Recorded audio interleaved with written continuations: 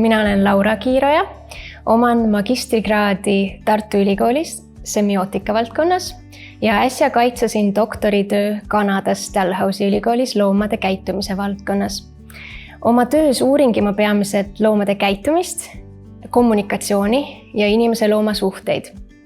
Oma kõige suuremaks kireks pean ma siiski hunti. Leian, et hundil on väga palju, mida eeskujuks võtta. Rahvusloomana hindame me hundi juures seda, kuivõrd tugevalt on ta mõjutanud meie loodust ja maastikku. Ökosüsteemi tugiliigina ja indikaatorliigina on hunt metsiku ja puutumatu looduse näitaja. Samas on hunt mõjutanud tugevalt ka meie kultuuri ja keelt. Näiteks ei ole Eesti rahvapärimuses mitte ühtegi teist metslooma, kes oleks niivõrd ülekaalukalt ja tugevalt esindatud kui hunt. Hundi juures hindame me sageli ka tema karismaatilisust. Seda, et ta on tõeline ellujääja, tal on tohutu vastupidavus, ta on perekeskne ja vaata, et kõige enamgi hindame me seda, kuivõrd hästi oskab hunt teha koostööd.